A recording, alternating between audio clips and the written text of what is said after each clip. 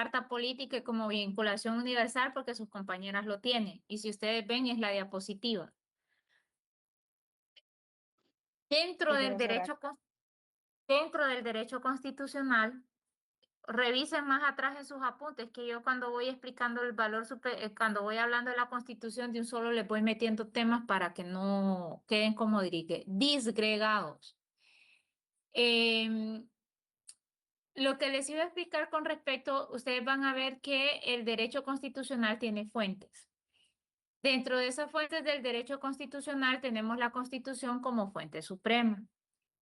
Como bien explicaba su compañera cuando me decía si lo vimos abogada, yo les había explicado a ustedes que la Constitución tiene la norma, la jerarquía normativa suprema. Esto lo pueden encontrar en el artículo 7 de la Ley General de la Administración Pública, lo pueden encontrar en otros artículos como el artículo 320, por ejemplo. ¿Y qué significa eso? Pues que vincula a los tres poderes del Estado y a todos los órganos. Y la Constitución, por ende, al tener que estar vinculada, pues vamos a ir viendo que debe ser aplicada y observada tanto sus competencias y atribuciones por todos los órganos del Estado. Y a la vez este límite de los órganos, porque si ustedes ven, los órganos solo pueden hacer aquellos que la Constitución les permite y deben de abstenerse de hacer aquello que la Constitución les prohíbe. Dígame, Henry. Abogada, disculpe, buenas noches. ¿Será que puede agrandar un poquito la diapositiva porque casi no se lee? Ustedes la tienen igual, Henry.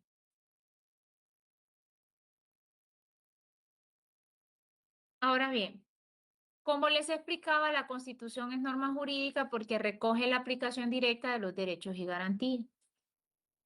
Su aplicación debe ser obligatoria por todos los órganos del Estado y su incumplimiento conlleva algún tipo de sanción. Cuando vimos clases anteriores, yo les explicaba a ustedes que, por ejemplo, cuando la ley es inconstitucional, no cuando estamos en el proceso de formación, cuando la ley es creada y es inconstitucional, ustedes ven que esa ley puede ser impugnada a través de la garantía de inconstitucionalidad a través de la Corte Suprema de Justicia, lo que es la Sala de lo Constitucional.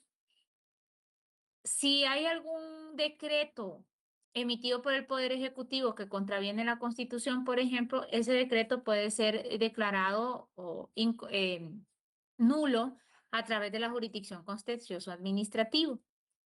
Por ende, pues vemos eso de la obligatoriedad de la Constitución y la no producción de efectos jurídicos cuando la misma es incumplida. Por otro lado, también vemos que la Constitución es carta política porque la Constitución regula todo el poder, joven. Cuando hablamos del poder nos referimos al poder del Estado, a los órganos del Estado, y por ende, pues vamos a ir viendo que la Constitución como tal, pues contiene aquellos elementos de control y administración del poder que ya los vimos, sobre todo cuando vimos la separación de poderes.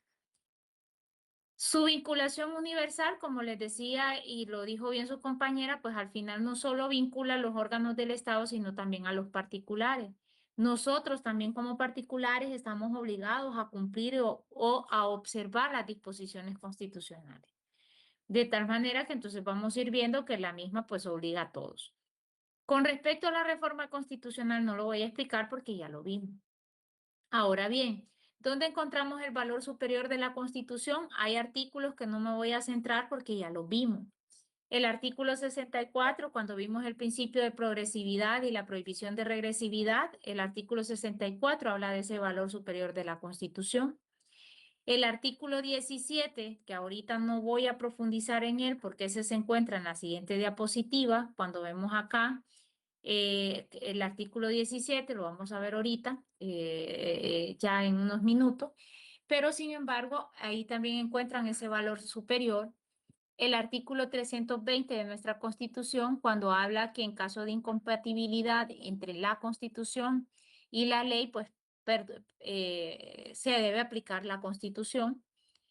La acción de inconstitucionalidad, que en varias ocasiones se las he mencionado, las leyes pueden ser declaradas inconstitucionales por vulnerar los preceptos constitucionales.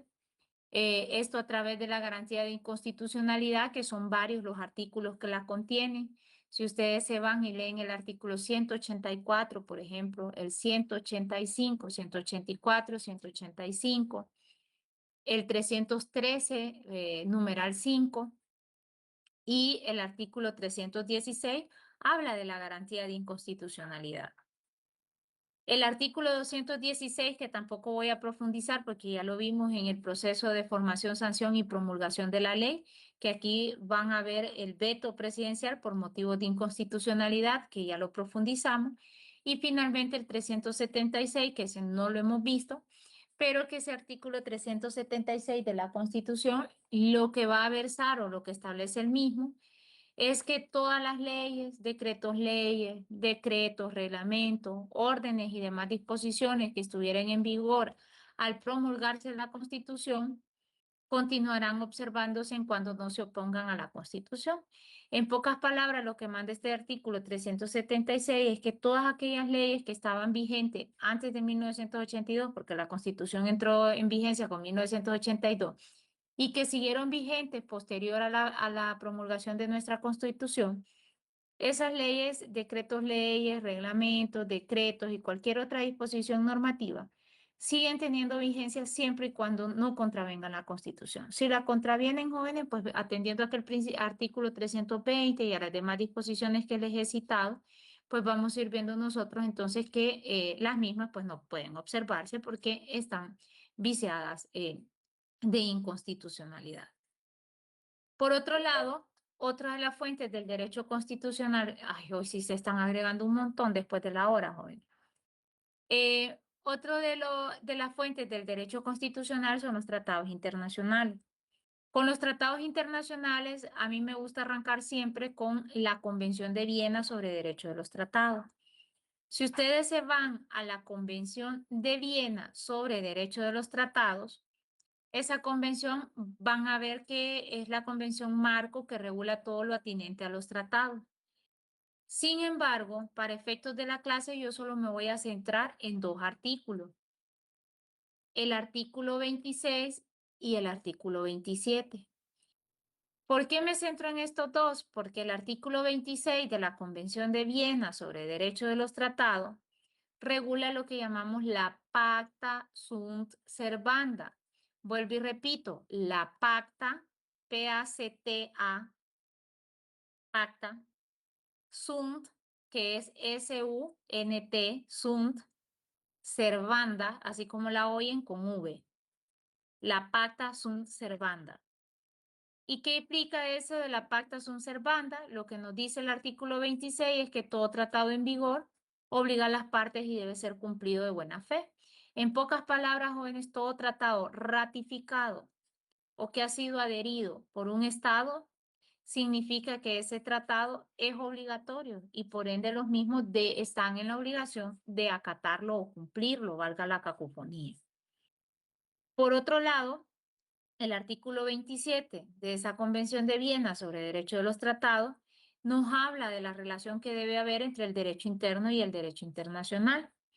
Cuando ustedes leen ese artículo 27, que lo pueden descargar en internet, solo buscan el 26 y 27 para efectos de la clase. Ahora, si están más interesados en esta convención, la pueden descargar porque está en internet.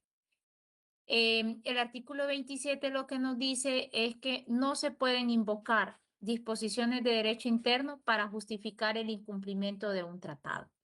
En pocas palabras, lo que nos está manifestando esta convención es que un Estado, por ejemplo, no puede decir que porque una ley, un tratado, una ley, un reglamento, cualquier otra disposición de su derecho interno em, dice otra cosa o contradice el tratado, está justificado este para incumplir el tratado.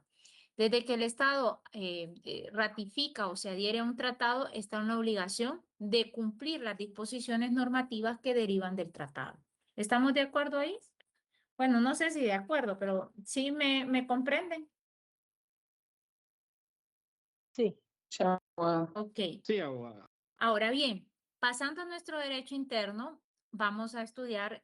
Aquí quiero que revisen sus diapositivas porque aquí hice unas correcciones. Quité, si no me equivoco, creo que es el artículo 63 que estaba aquí, no tendría por qué, 63, 119, el 21 no tendría por qué estar aquí, ¿ok? Lo quité de ahí, solo déjenlo así. Conforme al artículo 16 de nuestra Constitución, se van a dar cuenta ustedes que la misma establece que los tratados y convenios internacionales se deben aprobar por el Congreso Nacional de la República previa a su ratificación por el Poder Ejecutivo. Una vez ratificado, esos tratados forman parte de nuestro derecho interno. Entonces, ¿qué nos está mandando nuestra Constitución? En primero, si ustedes recordarán, cuando vimos el artículo 218 de nuestra Constitución, yo les explicaba a ustedes que había una razón de ser que no procede ni el veto ni la sanción del Poder Ejecutivo, en virtud que si ustedes están viendo este artículo 16, habla que previo a la ratificación, el tratado debe ser aprobado por el Congreso. Para que ustedes vean en la práctica, la negociación y la firma de los tratados lo hace el Ejecutivo. Posteriormente pasa a aprobación del Congreso Nacional y una vez que el Congreso Nacional los aprueba, entonces ya está habilitado el Poder Ejecutivo para su ratificación o adhesión. Una vez que se ha hecho este procedimiento, pues entonces nuestra Constitución habla de que esos tratados forman parte de forma directa y vinculante a nuestro derecho interno. En pocas palabras, jóvenes, forman parte de las normas vigentes dentro del Estado de Honduras y por ende, viendo aquel imperio de la ley, principio de legalidad y todos los principios que hemos venido viendo, significa que estos forman parte de nuestras fuentes de derecho interno, es decir, forman parte de nuestras normas y esas normas pues deben ser obligatorias y acatadas de buena fe. Por otro lado, el artículo 17 habla de en caso de conflicto entre un tratado que se quiere ratificar y la Constitución. El artículo 17 nos dice que cuando un tratado internacional afecte una disposición constitucional, debe ser aprobado por el procedimiento que rige la reforma de la Constitución. Simultáneamente, el precepto constitucional afectado debe ser modificado en el mismo sentido por el mismo procedimiento antes de ser ratificado el tratado por el Poder Ejecutivo. En pocas palabras, lo que nos manda este artículo 17 es que si el tratado que Honduras pretende ratificar choca con las disposiciones constitucionales, ese tratado debe ser aprobado siguiendo aquel procedimiento que ya no voy a ver ahorita porque ya lo vimos, fueron de las primeras clases con las que iniciamos, que es que el tratado debe ser aprobado siguiendo el procedimiento para la reforma constitucional, es decir, el procedimiento del artículo 373. Pero también nos dice que además de ser aprobado por ese procedimiento, simultáneamente se tiene que reformar la Constitución en la disposición que contraviene o choca con el tratado. De tal manera entonces que ustedes ven que se llevan dos procesos paralelos, una para la aprobación del tratado y otra para la ratificación, y otra para la reforma constitucional, siguiendo lo dispuesto en el artículo 373 constitucional. ¿Vamos bien? Chao. Luego, si nos vamos a la supralegalidad de los tratados, lo encuentran en el artículo 18 de nuestra Constitución, el artículo 7 de la Ley General de la Administración Pública y el artículo 19 de la Ley de Procedimiento Administrativo en cuanto a derecho administrativo. Si ustedes se van, estas disposiciones lo que establecen, y cuando ustedes lo vean, es que en caso de conflicto entre un tratado y la ley, prevalece el tratado. Por lo tanto, cuando hablamos de la supralegalidad del tratado, lo que nos referimos es que los tratados son superiores a la ley ordinaria o a la ley que surge del Congreso Nacional de la República. Pasando de esto, voy a entrar a esta doctrina, que son cláusulas abiertas, números apertus, que estos artículos 63 y 119 me fundamentan o son la base para que ustedes comprendan lo que es el bloque de constitucionalidad y caeré a lo que es control de convencionalidad, que acá están los artículos citados. ¿Qué sucede con el bloque de constitucionalidad? Si ustedes ven, su antecedente se encuentra en el Consejo Constitucional francés en 1970. ¿Y qué va a suceder en 1970? La Constitución de Francia, jóvenes, yo ya les había explicado a ustedes en varias clases que para que exista una constitución en un estado tiene que tener dos partes. Una declaración de derechos en favor de los ciudadanos que es la famosa parte dogmática de la Constitución, y una separación de poderes, que esto es la parte orgánica de la Constitución. Cuando hablamos de esa separación de poderes y esa declaración de derechos, ¿qué va a suceder en Francia? Vamos a ir viendo que para 1970 Francia tenía en vigencia una constitución. Lamentablemente en esa constitución no tenía lo que son la declaración de derechos en favor de los ciudadanos. Entonces, ese Consejo Constitucional francés en 1970 hace uso de un concepto de constitución material, es decir, aquellas instituciones, normas que son propias del derecho constitucional, pero que no están contenidas solo en un texto. Entonces va a hacer uso de ese concepto de constitución material y va a reconocer o va a incluir a su constitución vigente los 89 artículos y el preámbulo de la Constitución de Francia de 1958. Es decir, de la Constitución de 1958 prácticamente lo que hace es jalan los 89 artículos sobre declaración de derechos y el preámbulo de esa Constitución para el derecho constitucional francés de 1970. Posteriormente, eso va a pasar a España y luego llega a nuestro continente americano. ¿Y qué implica esta doctrina del bloque de constitucionalidad? Jóvenes, prácticamente cuando nosotros interpretamos los tratados internacionales y en especial los tratados internacionales sobre derechos humanos, se debe de interpretar de forma interrelacionada o lo que nosotros llamamos de forma armónica. Cuando interpretamos de forma interrelacionada o de forma armónica la Constitución, si el tratado me le da mayor protección a los derechos de la persona, esos tratados se consideran parte de la Constitución. ¿Por qué? Por eso de que le está dando mayor protección. Entonces, ¿qué sucede con esto del bloque de constitucionalidad? Prácticamente esta doctrina se refiere a principios y reglas de derecho constitucional o de valor constitucional que se encuentran fuera de la Constitución, pero que de forma conjunta con la Constitución gozan de ese valor superior o de ese rango superior. Es decir, estos tratados internacionales sobre derechos humanos, al darme mayor protección, se consideran normas que estando fuera de esa Constitución de la República, se consideran normas situadas al mismo nivel de la Constitución, es decir, trasladen estos tratados hacia arriba. De tal manera que por eso se le llama bloque de constitucionalidad. ¿Por qué? Porque prácticamente a través del bloque se eleva a jerarquía constitucional los instrumentos internacionales y sobre todo los instrumentos internacionales sobre derechos humanos. Por ende, se consideran normas que están fuera de la Constitución, pero que comparten esa misma posición privilegiada en esa cúspide normativa que hemos venido viendo a lo largo de la carrera de Derecho. ¿Vamos bien? ¿Jóvenes? Sí, abogada, sí. Su fundamento son estas famosas las cláusulas abiertas que encuentran en el artículo 63 y 119, segundo párrafo. Si ustedes se van al artículo 63 y 119, segundo párrafo, el 63 nos dice que las declaraciones, derechos y garantías que enumera esta Constitución no serán entendidas como negación de otras declaraciones, derechos y garantías no especificadas que nacen de la soberanía, de la forma republicana, democrática y representativa de gobierno y de la dignidad del hombre.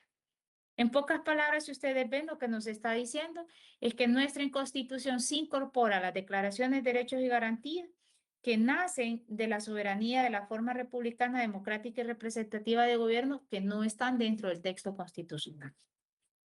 Y el artículo 119, segundo párrafo, nos dice que los niños gozarán de la protección prevista en los acuerdos internacionales que velan por sus derechos. En pocas palabras, están viendo que incorpora la normativa internacional referente al derecho constitucional hondureño. Por otro lado, encontramos este control de convencionalidad, que es una doctrina que, como pueden ver ustedes en la diapositiva, surgió de la jurisprudencia de la Corte Interamericana de Derechos Humanos, siendo el juez Sergio García Ramírez quien lo inicia en el caso Mirna Mac, y hay otro caso que se llama TIBY, T-I-B-Y. Ese caso TIBY, así como lo oyen, espérenme, que es que siguen agregándose personas a la clase y eso me atrasa. Pero es que no me gusta dar incorporación. Ok, en ese caso Mirna Mac y Tibi se hace la primera aproximación, sin embargo, se consolida como doctrina en el caso Monacid Arellano versus Chile del 2006. ¿Y qué implica el control de convencionalidad, jóvenes? Prácticamente tiene que ver con la obligación que ahora tienen los estados de aplicar, interpretar, crear normas e incorporar a su derecho interno, vuelvo y repito, aplicar, interpretar, crear normas e incorporar a su derecho interno la Convención Americana sobre Derechos Humanos, las sentencias y opiniones consultivas de la Corte Interamericana de Derechos Humanos. Vuelvo y repito, es la aplicación, interpretación, creación de normas e incorporación de la Convención Americana sobre Derechos Humanos, las sentencias y opiniones consultivas que emita la Corte Interamericana sobre Derechos Humanos.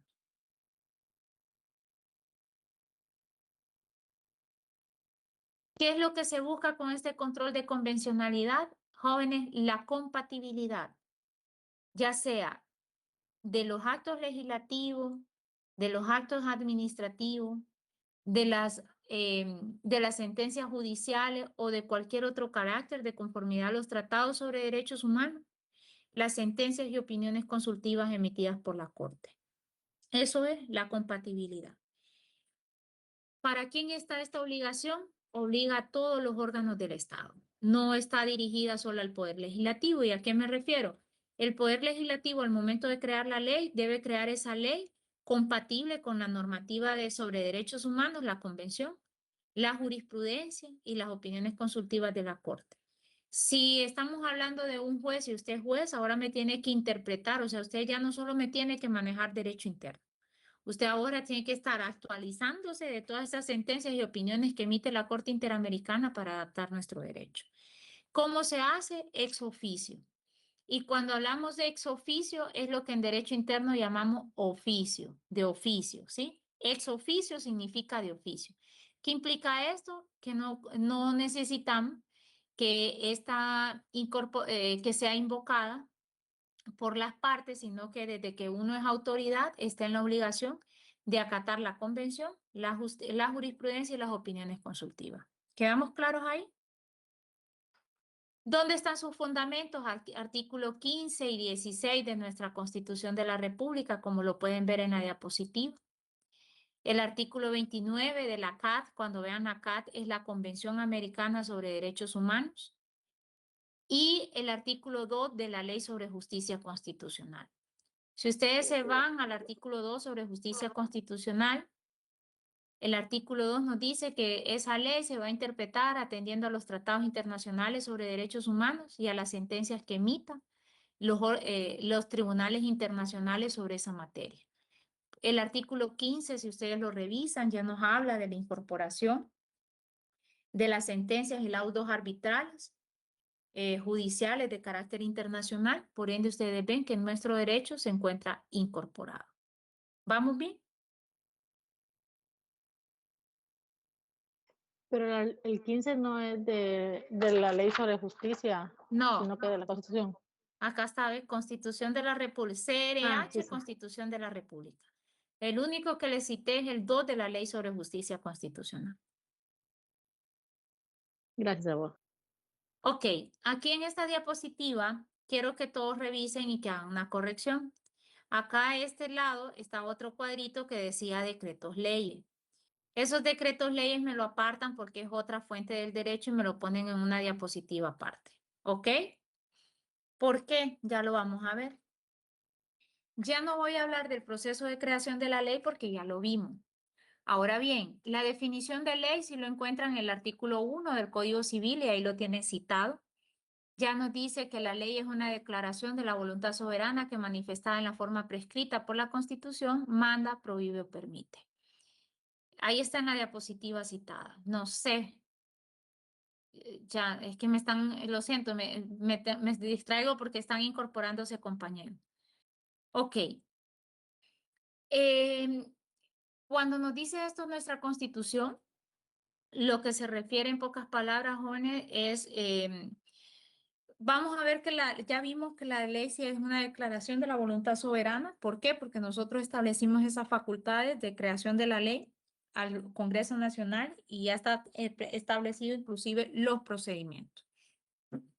Y cuando nos dice que manifestada en la forma prescrita por la Constitución, en pocas palabras lo que nos está diciendo que creada esa ley siguiendo el procedimiento previsto en la Constitución, la ley manda, prohíbe o permite. Ya ustedes saben que la ley tiene mandatos, es decir, aquello imperativo de hacer.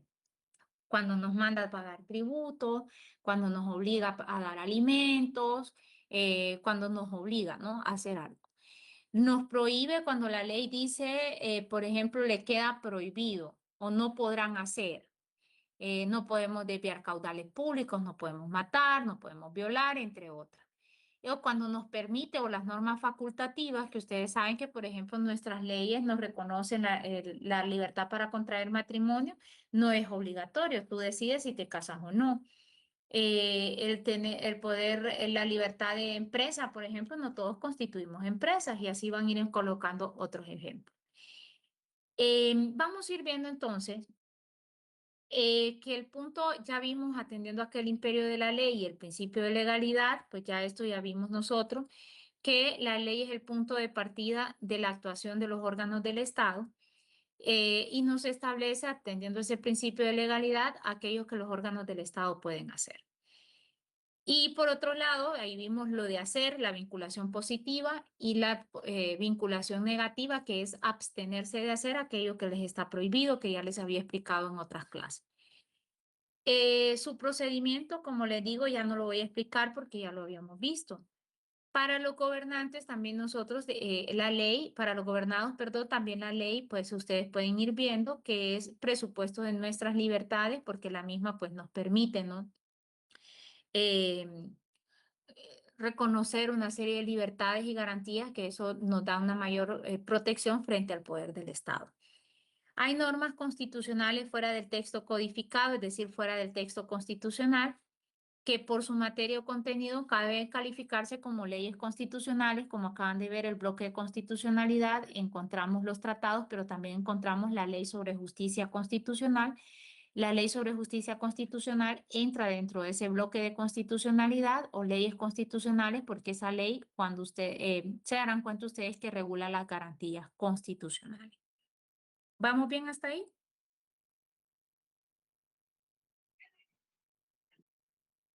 Ahora bien, vamos a entrar a otras fuentes del derecho, que en el caso de Honduras, yo voy a aterrizar con los decretos leyes al caso concreto de Honduras. Existen decretos leyes, por ejemplo, en España, las comunidades autónomas tienen decretos leyes, sin embargo, a mí me interesa más el caso de Honduras. ¿Qué sucede con los decretos leyes? Los decretos leyes son disposiciones legislativas dictadas provisionalmente por el gobierno, es decir, por el Poder Ejecutivo en caso extraordinario y de urgente necesidad.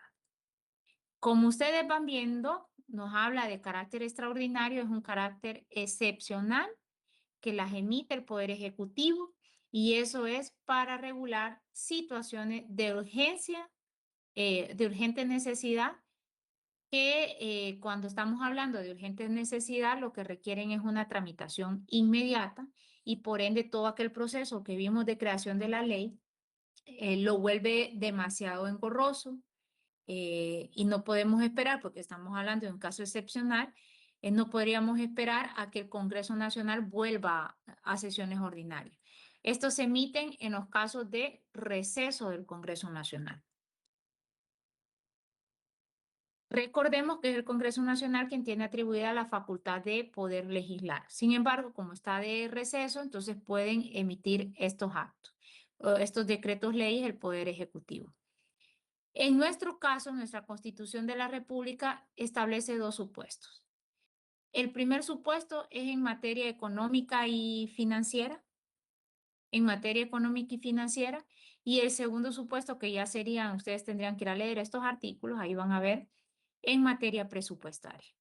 Cuando hablamos de materia presupuestaria, ya sabemos que el Congreso Nacional de la República aprueba o autoriza el presupuesto general de la República y por ende en materia presupuestaria se requiere, cuando se requiera modificar los créditos presupuestarios que ya han sido autorizados por el Congreso Nacional de la República, y es para atender situaciones de urgente necesidad o que son imprevistas. Póngase lo que pasó con ETA y IOTA, lo que pasó con el huracán Mitch. No vamos a esperar que el Congreso Nacional vuelva del receso.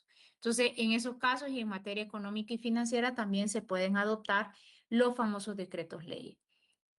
Los decretos leyes, al igual que cualquier norma de carácter general, se manda a publicar en el Diario Oficial La Gaceta, solo que aquí sí entran en vigor de forma inmediata, no vamos a esperar aquello que dice el 221, que hasta 20 días o más. Estos sí son de las disposiciones que van a ver ustedes que entran de forma inmediata después de su publicación.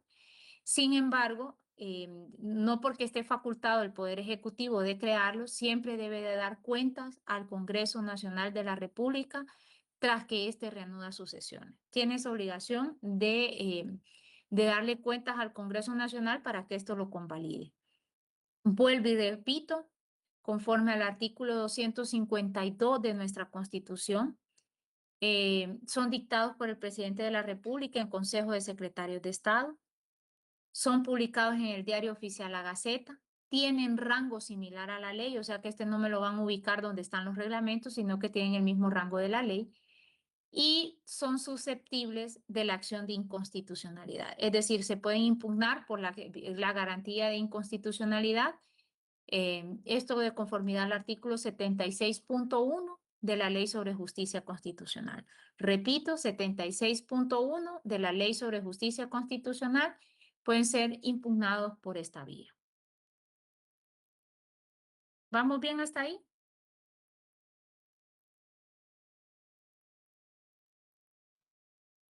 Sí.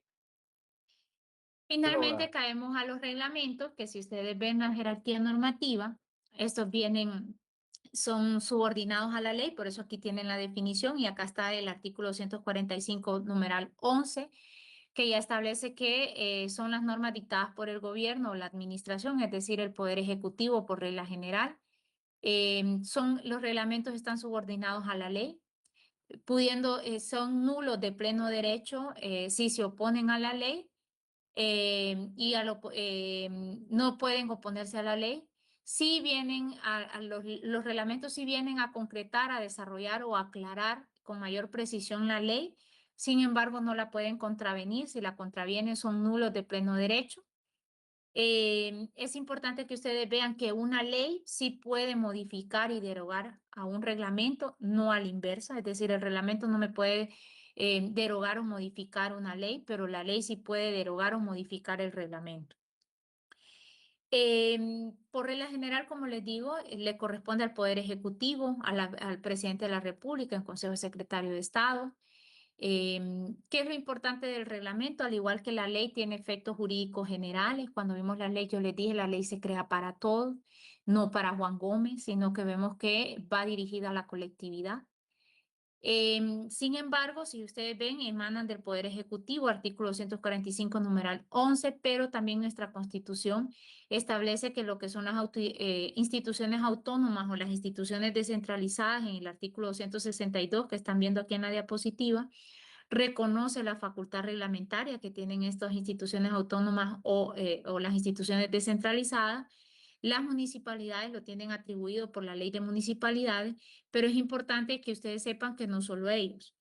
Pueden tener la facultad reglamentaria cualquier otro órgano que ya sea por mandato legal o por mandato de la Constitución, le tenga establecida la facultad de crear reglamentos. Sin embargo, por regla general, es el Poder Ejecutivo. Como la ¿Cómo se- universidad, ¿verdad?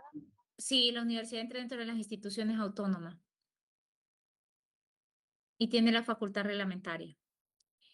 Sin embargo, esto es otro, es súper importante. El control judicial para impugnar un reglamento se hace a través de la jurisdicción contencioso administrativo.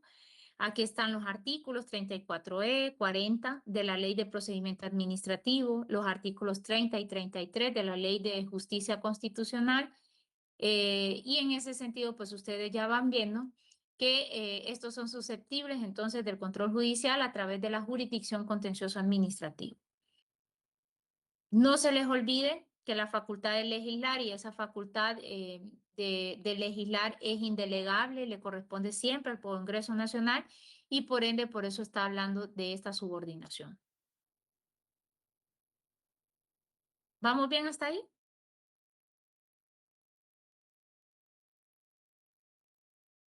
¿Sí? Ok. Sí, Y abogada. finalmente la última que vamos a ver es la jurisprudencia, también conocida como el derecho judicial o el derecho de los jueces. Y aquí a lo que estamos hablando, jóvenes, por regla general, son las sentencias dictadas por la Corte Suprema de Justicia en el caso de Honduras. Recuerden que nosotros estamos conformados por 4 salas. La sala laboral contencioso administrativa, la sala civil, la sala penal y la sala de lo constitucional, que ustedes saben que ahí es donde se eligen a los 15 magistrados, que al final cada uno 3, y las otras 3 salas tienen 3, exceptuando la sala de lo constitucional, que son 5. Entonces, en el caso de Honduras, la jurisprudencia ustedes lo van a conocer más por esto que les tengo aquí en negrita, inclusive cuando leen el derecho penal, les aparece 3 sentencias igual en materia penal, en casación. En Honduras se conoce por doctrina legal. Cuando vean doctrina legal se refiere a la jurisprudencia en el caso hondureño. El artículo 73 de la Ley sobre Justicia Constitucional habla de 3 sentencias conformes dictadas por la Sala de lo Constitucional en lo que es la materia de amparo. Aquí me gusta siempre hacer hincapié en esta colita que dice ese artículo 73. Miren, la Corte puede separarse de su propia doctrina siempre que razone la innovación. Ustedes saben que cuando hablamos de doctrina legal o la jurisprudencia, aquellas decisiones que ha adoptado el Poder Judicial, en este caso la Sala, pues constituyen doctrina legal y ya cuando son doctrina legal, pues se deviene en obligación su acatamiento, ¿no? Porque ya han establecido un principio que rige en la interpretación del derecho. Sin embargo, la Corte, ustedes saben que como el derecho va evolucionando, las necesidades de la sociedad van cambiando, la Corte puede separarse de esa doctrina que ella misma ha creado, pero debe razonar esa innovación. Ustedes se van a dar cuenta, por ejemplo, ahorita supongan ustedes, ya todos saben que el aborto, por ejemplo, en Honduras está penalizado. Y la Corte, la Sala de lo Penal, en sus casaciones ha confirmado y ha condenado mujeres que se practican el aborto. Podría ser que esa Sala Penal, haciendo uso, por ejemplo, del derecho internacional, el día de mañana decida apartarse de esa doctrina que ella ha generado y diga no, que ya el derecho, por ejemplo, una madre que se vio en la necesidad porque estaba en peligro su vida o, o el feto venía con alguna malformación, entonces que estaba legitimada. Supongan ustedes el caso que yo siempre les pongo, la eutanasia en Honduras no está permitida. ¿Qué tal que el día de mañana la Corte, a través de la Sala de lo Constitucional, decida innovar en su jurisprudencia y decida habilitar lo que nosotros llamamos esa doctrina legal, ¿no? Y decide innovar? Es importante que ustedes vean que en países como Estados Unidos, Inglaterra y hay otros estados donde la jurisprudencia tiene, decimos que fuente primaria y directa. Sin embargo, en el caso nuestro, si ustedes van viendo, perdura más lo que es el derecho escrito. ¿Por qué? Porque nosotros somos países que nos regimos por el derecho escrito y por eso ustedes van a ver que le damos mayor preeminencia a la norma escrita, ¿no? Sin embargo, ustedes van a ir viendo el día de mañana que se gradúe, estudian las sentencias y los fallos de la Corte, invóquenlos que en efecto, créanme, los jueces les toman validez y la Corte al final es quien, estas salas, como les he dicho, son los que tienen la última palabra cada uno en su ramo. La sala penal, la sala civil, la sala laboral contencioso administrativo y la sala constitucional, pues ustedes van a ir viendo que los mismos pues tienen esa, dan como la última palabra como intérpretes últimos cada uno en esas ramas. Entonces, eso es lo que les puedo decir con respecto a esto. La diapositiva que ven al final de la pirámide, a mí me gusta más otra pirámide que tal vez la encuentro ahorita. Ya no me gusta tanto esa. Y ya van a ver por qué. Está en internet.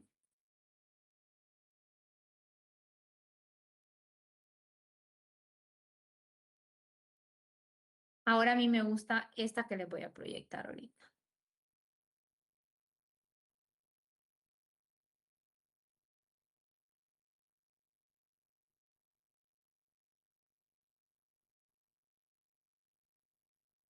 Ahora a mí me gusta bastante más esta pirámide porque si ustedes ven, ya está bien aterrizar en la doctrina que habíamos venido viendo, el nivel fundamental de la Constitución Nacional y los tratados sobre derechos humanos que ya vienen, por eso se le llama bloque, miren, porque de acá, de estar acá, los tratados sobre derechos humanos pasan acá y por eso forman un solo bloque y se consideran normas que están fuera de la Constitución de un Estado, pero que gozan de ese mismo valor o ese mismo rango que la Constitución. ¿Van viendo?